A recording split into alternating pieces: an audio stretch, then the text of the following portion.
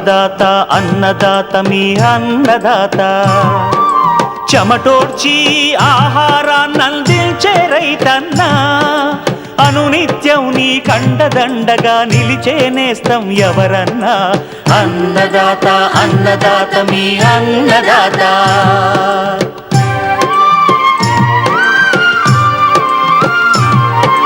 నూతన రీతుల సాగుబడికి నూరింతలు పెరిగే దిగుబడికి సూచనలిచ్చే సస్య రక్షణకు పశు పోషణకి శాస్త్ర విజ్ఞానం అందించి ముందుకు నడిపే తెలుగు రైతు భారతదేశానికి మకుటం అయ్యేలా తీర్చిదిద్దే ఆశయంతో మిమ్ము మేలు కొలిపేది అన్నదాత అన్నదాత అన్నదాత మీ అన్నదాత అన్నదాత అన్నదాత మీ అన్నదాత. అన్నదాత ప్రేక్షకులకు నమస్కారం. ఈనాటి ముఖ్యాంశాలు: అధిక దిగుబడులకు పుచ్చ సాగులో మెలకువలు, పెరుగుదల దశలోని ఆలుగడ్డ పైరులో సస్యరక్షణ, ఇంకా జై కిసాన్ వ్యవసాయ సమాచారం.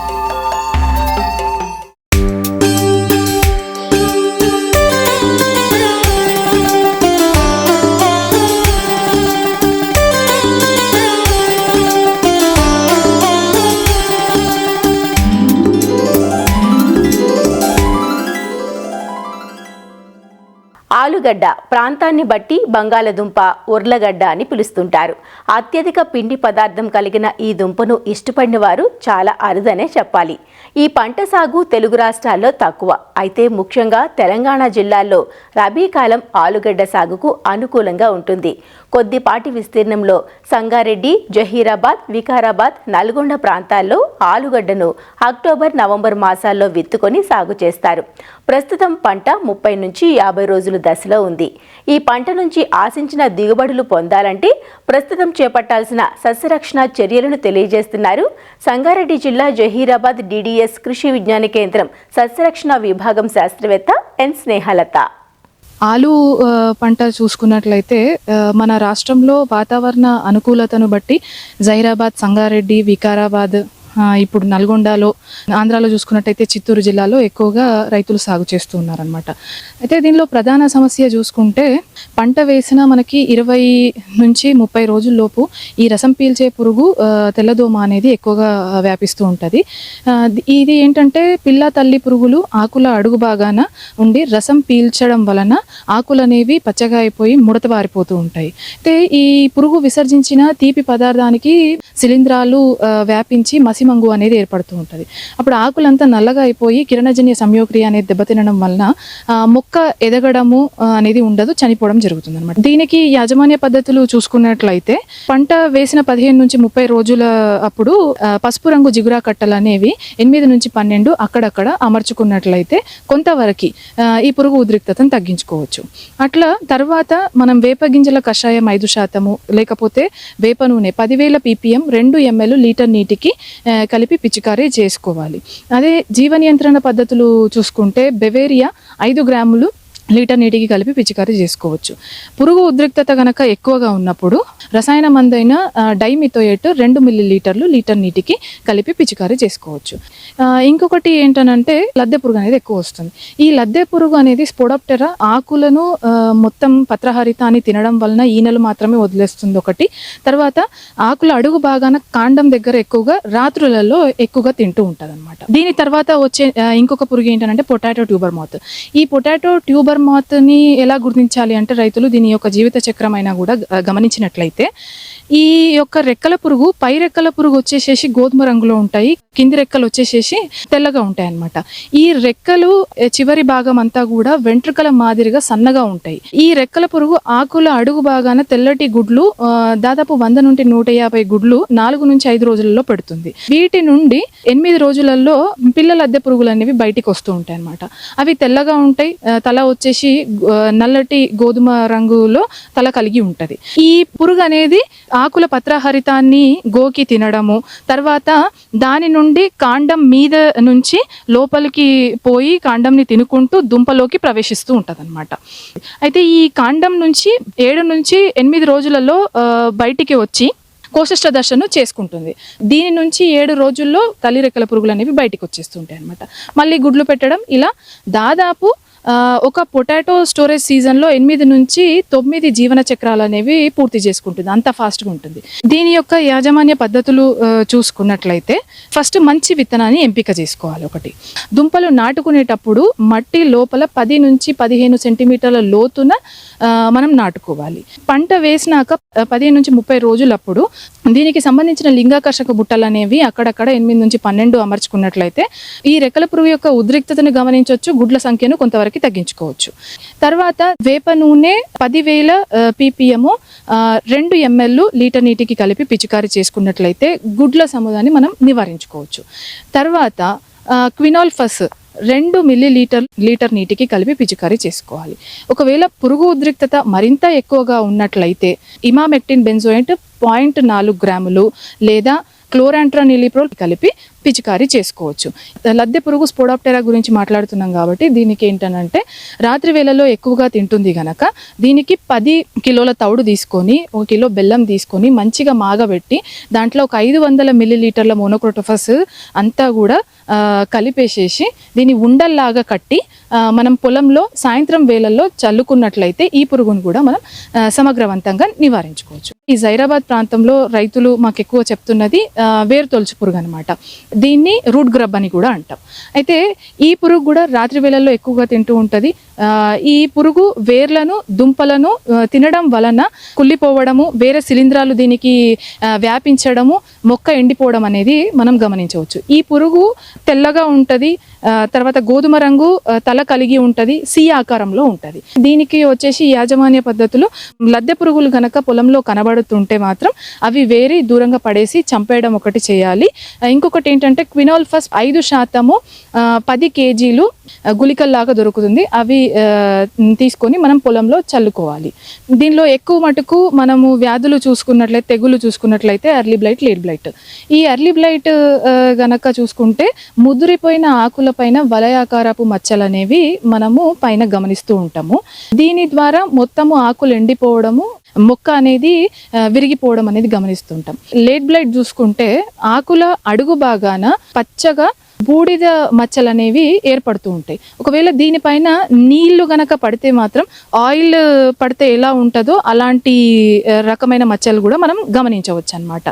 దీని ద్వారా చెట్టు మొత్తం ఎండిపోవడము, లోపల దుంప అనేది కుళ్ళిపోవడం కూడా గమనిస్తూ ఉంటాం అన్నమాట. మ్యాంకోజెబ్ 2.5 గ్రాములు లేదా క్లోరోథాలోనిల్ 2 గ్రాములు లేదా హెగ్జాకోనజోల్ 2 మిల్లీలీటర్లు లీటర్ నీటికి ఇట్లా మార్చి రసాయన మందులు కూడా పిచికారీ చేసుకున్నట్లయితే ఈ చీడపీడలన్నీ బారి నుంచి కూడా మనము పంటని కాపాడుకోవచ్చు.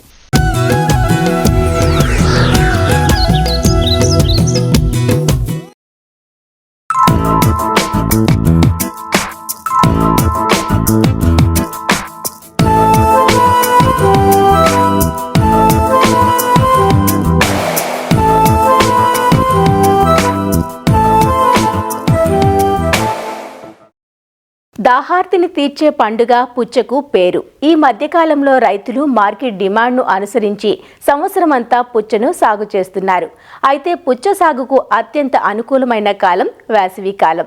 80 నుంచి 90 రోజుల్లో అందివచ్చే పుచ్చను శివరాత్రి, రంజాన్, వేసవి కాలాలను లక్ష్యంగా చేసుకుని నవంబర్ నుంచి ఫిబ్రవరి వరకు దఫదఫాలుగా విత్తుకొని సాగు చేస్తుంటారు. ఈ మధ్యకాలంలో పుచ్చ సాగులో వచ్చిన మల్చింగ్, డ్రిప్ వంటి ఆధునిక విధానాలు రైతుకు ఉపయుక్తంగా ఉండి ఎకరాకు 25 నుంచి 30 టన్నుల వరకు అధిక దిగుబడులను అందిస్తున్నాయి. పుచ్చ సాగులో అధిక దిగుబడులకు పాటించాల్సిన మెలకువలను వివరిస్తున్నారు ప్రొఫెసర్ జయశంకర్, తెలంగాణ రాష్ట్ర వ్యవసాయ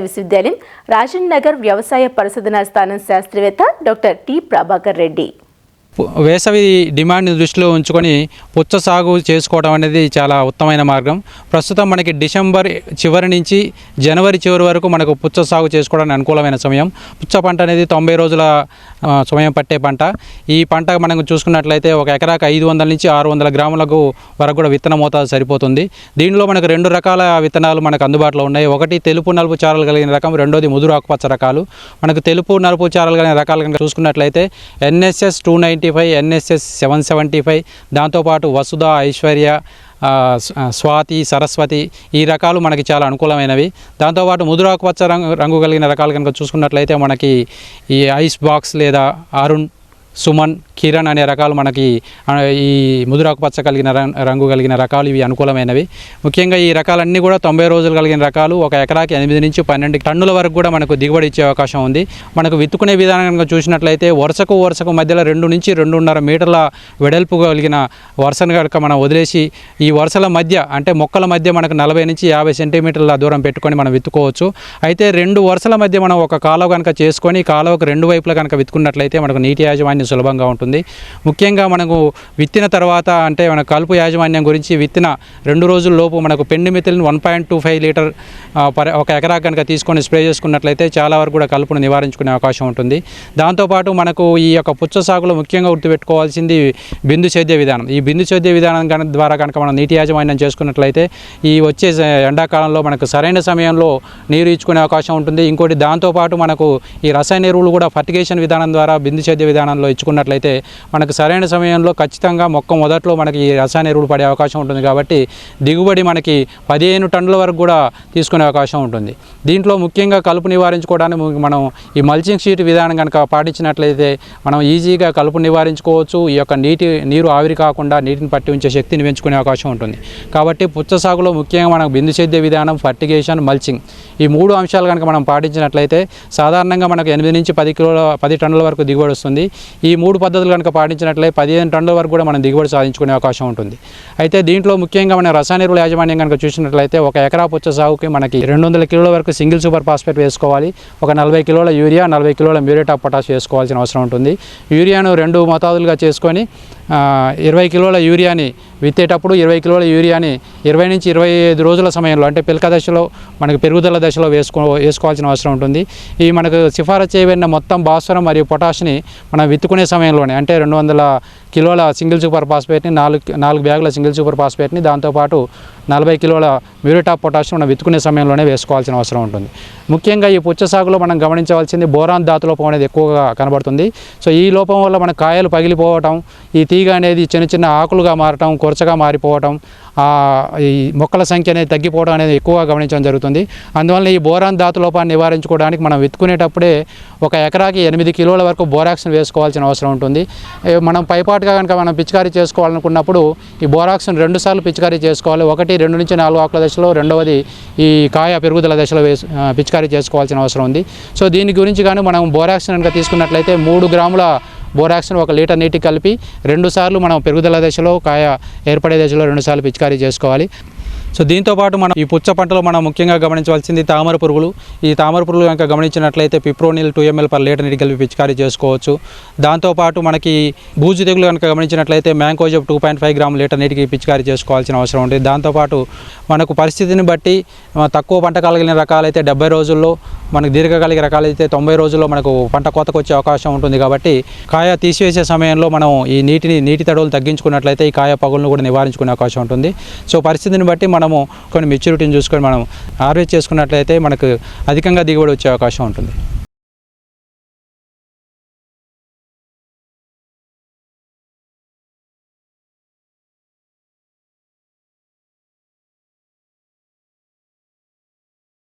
అన్నదాత టోల్ ఫ్రీ నంబర్ ద్వారా పంటల సాగులో రైతులు లేవనెత్తే సందేహాలకు దృశ్యరూపం మీకోసం. చెరకు సాగు చేద్దాం అనుకుంటున్నాము, సాగు విధానం తెలియచేయండి అంటూ అడుగుతున్నారు ఎన్టీఆర్ జిల్లా వీర్లపాడు నుంచి కె శ్రీనివాసరావు.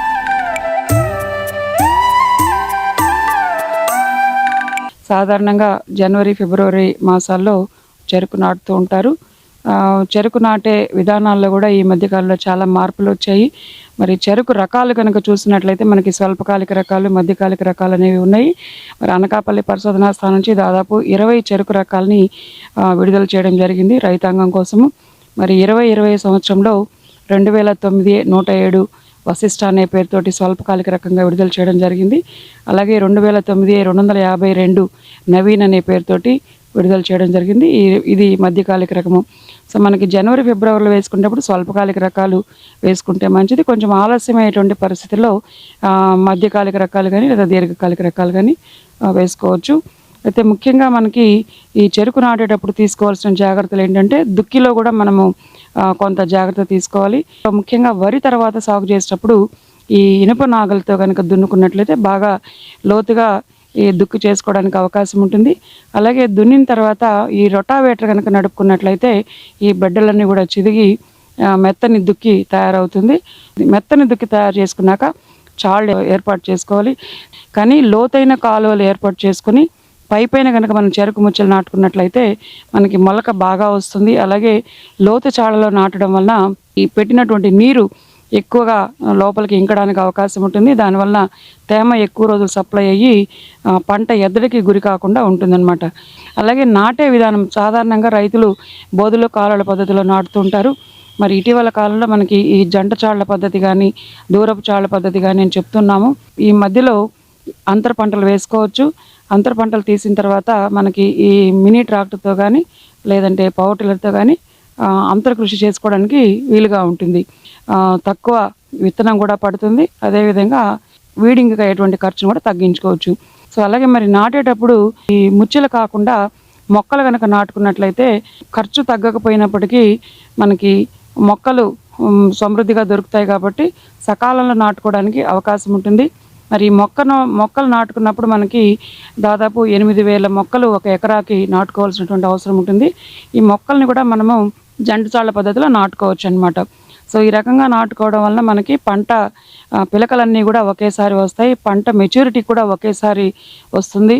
అదేవిధంగా క్వాలిటీ నాణ్యత కూడా బాగా ఉంటుంది. కాబట్టి మనకి ఈ మొక్కలు లాభదాయకంగా ఉంటాయని చెప్తున్నాము.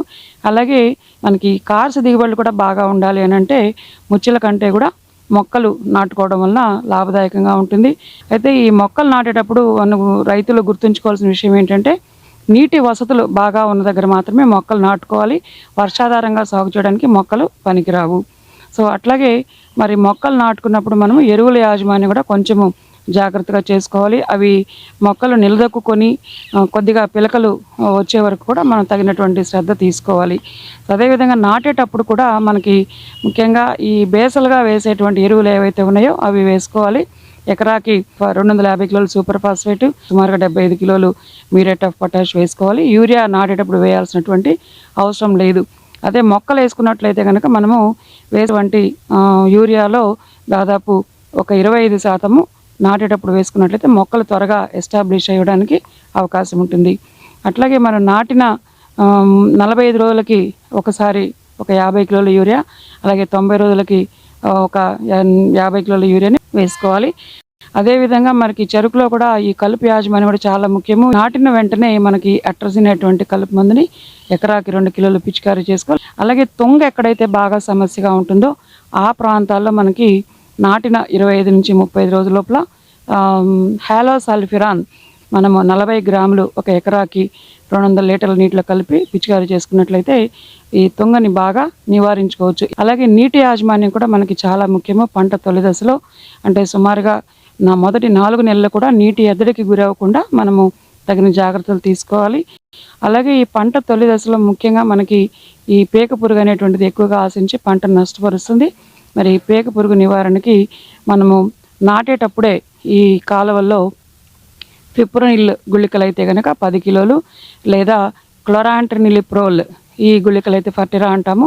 ఈ గుళికలు అయితే కనుక 9 కిలోలు ఎకరాకు చొప్పున మనం నాటే ముందు చాలలో వేసుకుని నాటుకున్నట్లయితే ఈ పురుగుని సమర్థవంతంగా నివారించుకోవచ్చు. అలాగే మరి నాటిన 30 రోజుల నుంచి కూడా ఈ పురుగు ఉధృతి మొదలవుతుంది కాబట్టి మనకి అనకాపల్లి పరిశోధనా స్థలంలో ట్రైకోకార్డ్స్ అనేటువంటి ఈ జీవ నియంత్రక కారకాలని డెవలప్ చేసి ఇస్తున్నాము.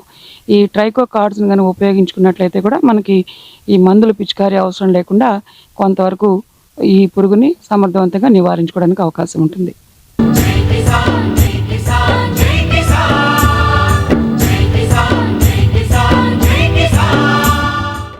వ్యవసాయ సమాచారం ఇప్పుడు జై కిసాన్లో చూద్దాం.